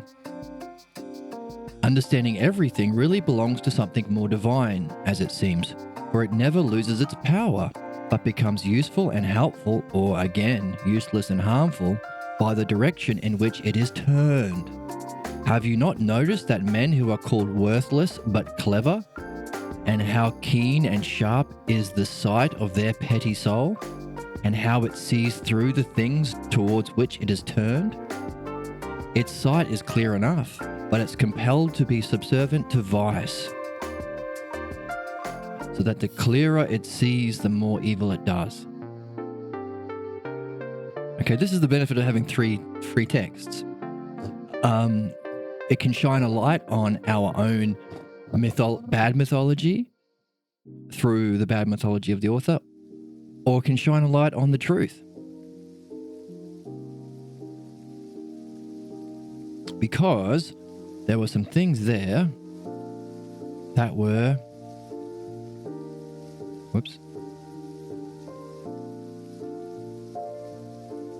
that were helpful, understanding everything. And of course, the word bad we read in the Greek, so it's important to have the translation with the Greek, the Balboa. But it was translated as depravity by Balboa. It was translated as in the service of evil by Shori in the Lobe, but translated as vice in the Rouse. Okay. I think that the most accurate English translation would be vice. In service of vice. So we can see that our vice, because the word in the Greek is kakon, bad. But of course, kakon has many different meanings depending on its context. Here, the context is in the virtues. So if you were to pick out what would be bad relative to the virtues, I'd go with vice. So, can we say that the shadow of temperance is in service of vice if it's motivating you to follow your pleasures by mastering some pleasures? Yes. All right. Are you really courageous if you're doing things because you have to and out of fear? Is that vice? No. Might be more easy to acting according to vice, if that's what you stay with. But this is the shadow of virtue.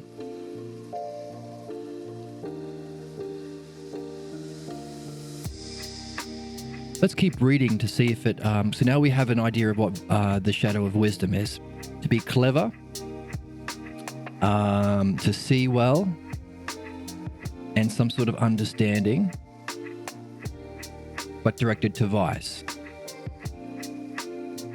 So we can also use that to help understand the positive. Wisdom is some sort of good understanding, some sort of clear seeing. So there's our understanding and knowledge, our seeing and thinking, but directed towards the body and not the logos, being something which is beyond the body, not directed to being.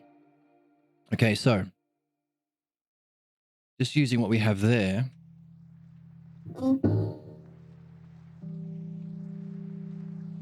We have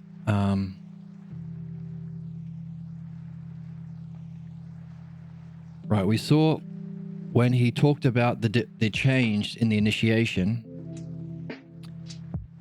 wisdom, courage, sound-mindedness, and justice. But then he translated it to sound-mindedness, justice, being, and virility. So he's using this as a stepping stone to get to the initiation by introducing something which can have a common term. And this gets translated into justice is the same. Let's give it a different color. Justice is the same. Vitality doesn't change. So it's still courage or vitality. Sound-mindedness is literally the same word. The thing that changes in the initiation is wisdom becomes self-phronesis. So what exactly is wisdom? Well, in our 3 translations, we saw that wisdom is some sort of understanding and seeing, and also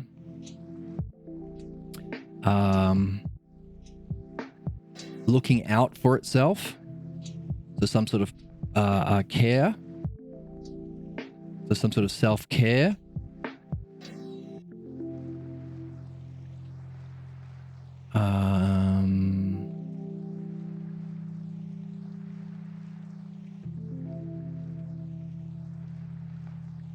Yeah, so some sort of caring, understanding, and seeing applied to being.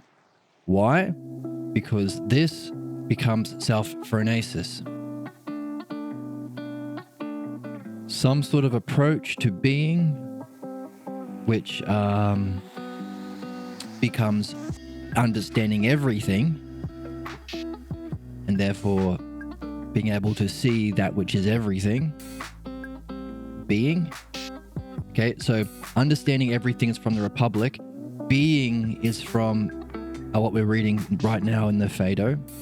There's some seeing and understanding and planning in relation to being. That's different from wisdom. Now that seeing and understanding and planning without being describes the little soul, the bad but clever, or the worthless but considered wise. Right? So can we say that sound-mindedness, to have a master of your desires but without desiring and seeing being, would that accurately describe the shadow of temperance? Yes. Because you only master some so you can be mastered by others. Other pleasures, not the pleasure, not being itself. Now, are you seeking death because you see, understand, and plan to reach being? That's courage. to hold on to what you see, understand, and plan your outward movements according to being in the ups and downs of life, pleasures and despite having pleasures, pains, fears, and desires.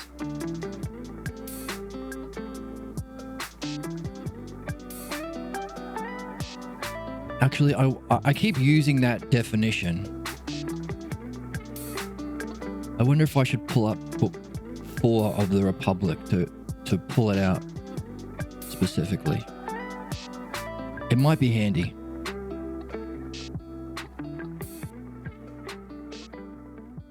Actually, well, let's finish this and then we'll jump in so you know why I keep using that, holding on to it in the ups and downs. Okay.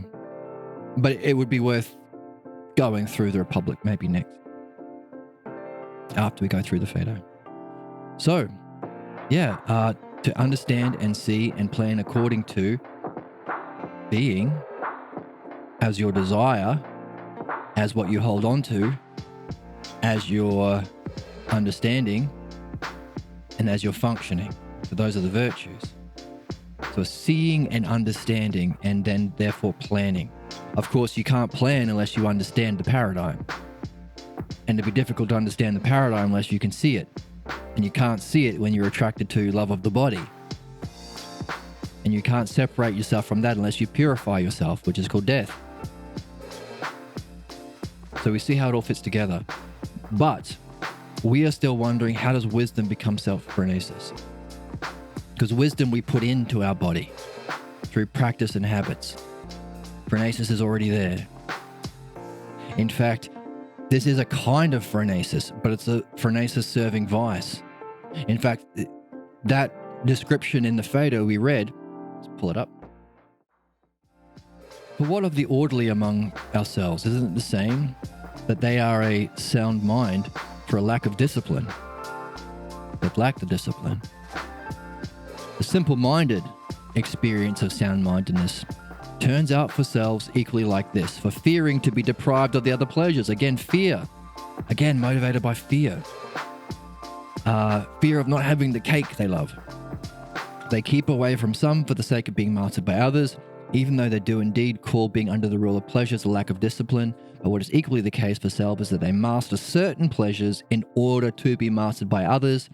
This then is like what we mentioned just now with courage, in that in some way they have been made phronesis by a lack of discipline. Now, lack of discipline is the author's translation for this word, which is licentiousness, or in the dictionary we saw it was intemperance, or unvirtue, or depravity. In fact,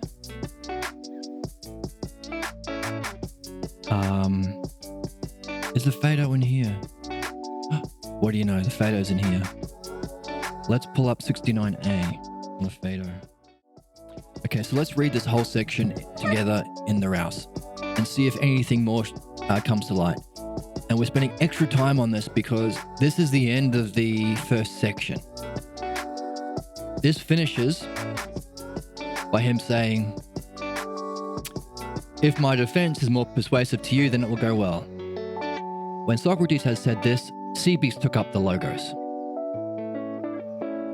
And then Cebes comes in. So everything after this is the reaction to this from Simmias and Cebes, who are, like we saw in Shori, motivated by their own mythology. It's not going to make sense to them.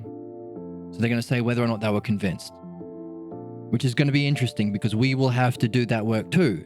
It's likely that they have certain ideas about the soul and certain ideas about death that we ourselves are going to have to purify.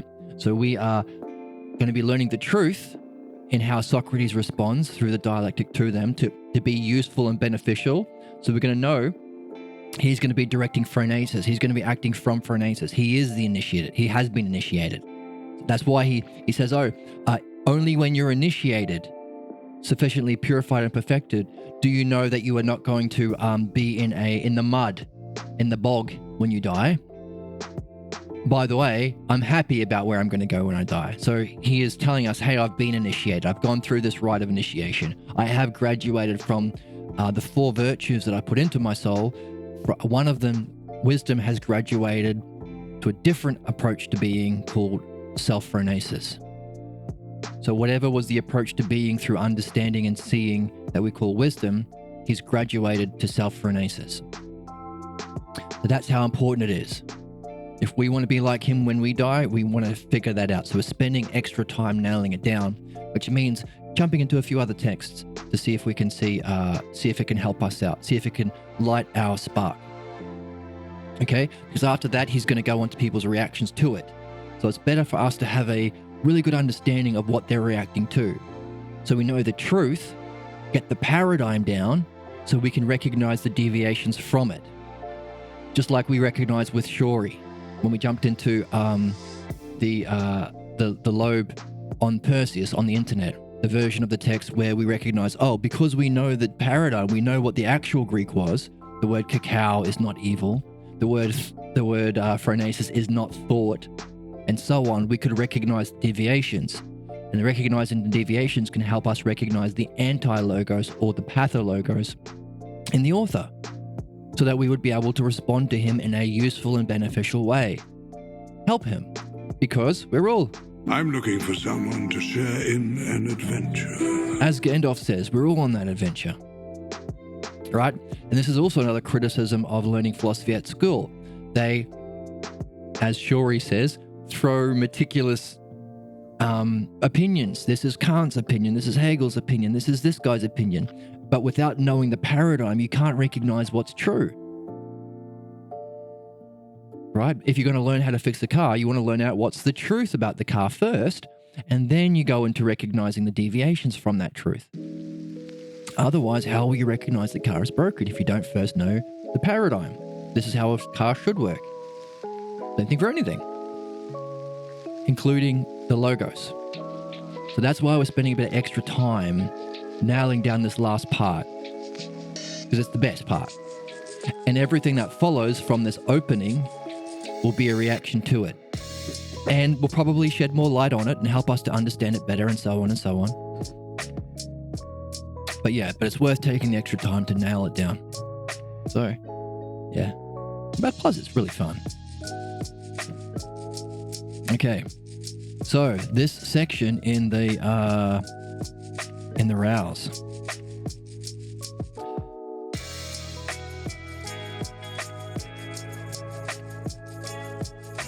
Actually, let's go back a little bit to where he starts talking about phronesis. Here we go.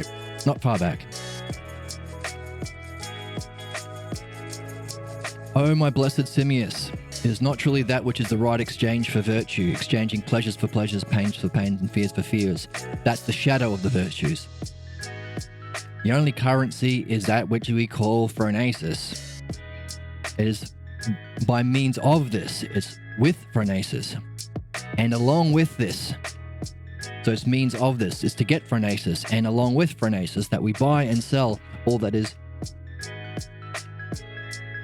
being, virile, sound-mindedness, justice, and collectively are true virtue united with mindfulness. This was what makes it true virtue. Whether pleasures or fears and all other such like affections be added or subtracted, whatever comes up. These virtues along with phronesis. On the other hand, very different is a virtue that is exchanged one for another without phronesis, by being that which is a certain outline of a shadow, and neither possesses soundness nor truth, and is fit for slaves. Then since the truth is, this is what we've been after all the way, the truth, we want the truth, keep saying the truth. It's truly a purification from all such things. What's the truth? A purification from all such things. Sound-mindedness, justice, virility, and self-phronesis is a certain rite of initiation. And it is those who have established these very mystic rites. For us,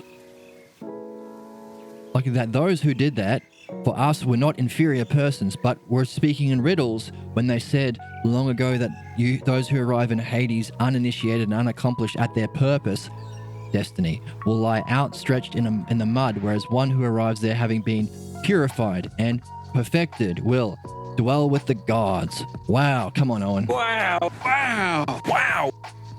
For all those concerned with the mysteries say, many are the staff bearers, few are the inspired mystics, but these, according to my opinion, are none other than those who have practiced philosophy correctly. This is how you do philosophy correctly. Wow. And surely then, in my life, as far as possible, of which I left nothing unfinished, but in every way I've been eager to become. I've been eager to become that which is an inspired mystic. Wow. Wow. Wow. Wow. On arriving there, I shall know for certain in a few hours, God willing, as it appears to me. This, Simius and Cebes, is my defense, that I am leaving you and my masters here, without being disturbed or without any complaint, by being reasonably led to believe that there, no less than here, I shall find good masters as well as good friends. But the many do not trust in this. Boo. The many don't trust in this. I mean, that's important to note, because this might sound weird. It might sound different than what you learn or what you hear. So the many are not a good guide, because even back then, the many did not trust in this. If you are persuaded, my defense is more persuasive to you than to the Athenian jury, then it will go well.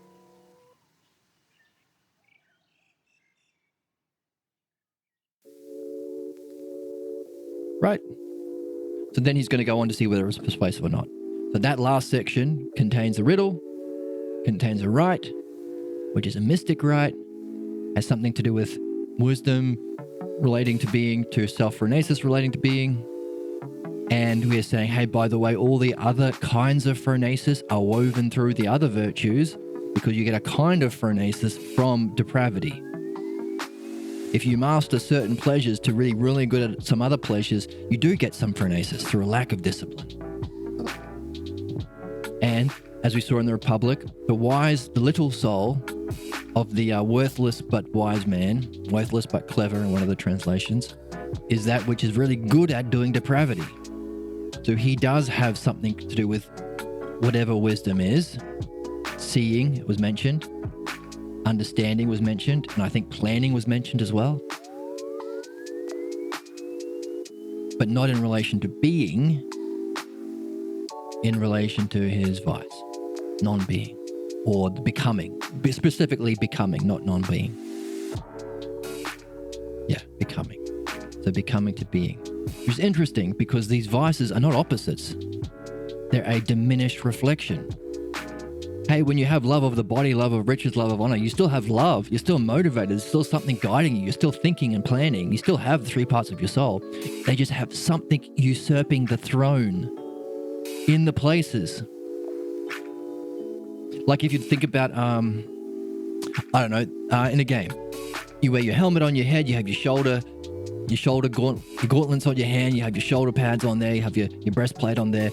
Well, imagine if you had your helmet on your shoulder and your gauntlets on your chest. You're not an evil character, you just have the things on the wrong place. Take them off and get the right things and put them in their right places. Otherwise, you will have some phronesis, but you will be better at doing vice. You don't want that. You don't want to be directing your learning to vice.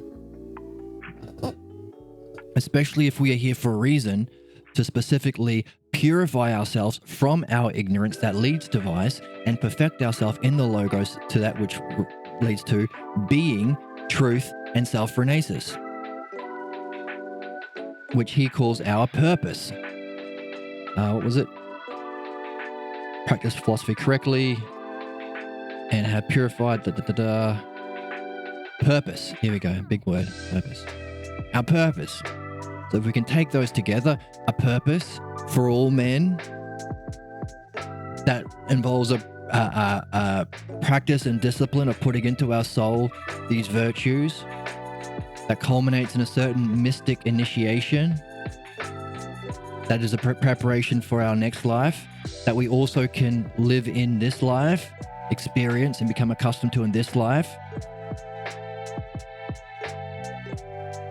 Destiny. Practice philosophy correctly to live correctly. Destiny. So, if we are indeed motivated towards our destiny, but we get really good at doing our fate, serving the desires that were taught to us from a young age in the reflection of the initiation. So keep in mind, it's not anti-virtue, it's a reflection. You still have those virtues, which means you still have a kind of initiation. Except it's not of being, it's not of wisdom becoming self-phronesis of being, it's something that appears to be being. Again, the Orange Book of Philosophical Midwifery is after you buy this, actually before you buy this, and before you buy Mindy's book, get the Orange Book. It's freaking fantastic. It's the only empirical method of understanding and removing problems, and it's literally what we're talking about. The application of the logos, and we read it a few sessions ago, the application of the logos and the dialectic to specifically purifying ourselves from our anti-logos or pathologos by understanding that progression upon causes to see what are the terms that have usurped the throne, the pretenders to the thrones. The same, like you still have a helmet and a breastplate and gauntlets on. You just, instead of wearing actual gauntlets, you're wearing like mittens. Like that's not going to help you. Instead of wearing a battle helmet, you're wearing a fedora. I won't say wearing a fedora, that has connotations. You're wearing one of those caps with the little twirly things on it. And it's got beer. The beer caps. You've seen those? Right. Might be fun, might give you pleasure, but it won't help you in battle. That kind of thing. So again, the fact that we've got problems tells us that we are destined for greatness. We're not evil. That's why we want to get rid of Shori's idea of evil. From his mythology, purify ourselves from mythology would teach about evil, not evil. The fact that we can do bad tells us we have the propensity to do good. We just don't know what the good is. That's why we're in philosophy. Isn't that cool? Wow. Wow. Wow. So, clap for myself. Right, so on that note, let's take the extra time and read the other text and see if it shines some light, see if it sparks anything for anyone. Bless you, Simius. This is hardly... Actually, let's go back and talk about the temperance thing, the shadow of temperance. Okay, let's go back a bit. I'm on page 471, around 68. Actually, I can tell you from looking at this. Around 69A, even a bit earlier. But reading the Rouse. He finishes by, this is where he just finished saying, hey, many are looking forward to death because they hope to seeing those that they really love there. You're willing to go a place where they're in love. What? Those who rightly love wisdom are practicing dying and death. To them, it is the least terrible thing in the world. Interesting. So, least terrible thing. Interesting considering the shadow of courage is fearing death. It's the worst thing in the world. Actually, let's start at the yoga. Why not? I'm going back a little bit to read from the yoga onwards. Actually, that summary of why we're going to take some extra time before we go on to see whether or not it worked, whether or not we're convinced, and we're going to jump into the Rouse to read from the yoga onwards in the Rouse, would be a good place to take a pause so these videos aren't too long. And a quick pause, and we'll jump back in and we'll read from the yoga to the end, the conclusion of the doctrine, and see if we can shed any more light on it from the next best text, the Rouse.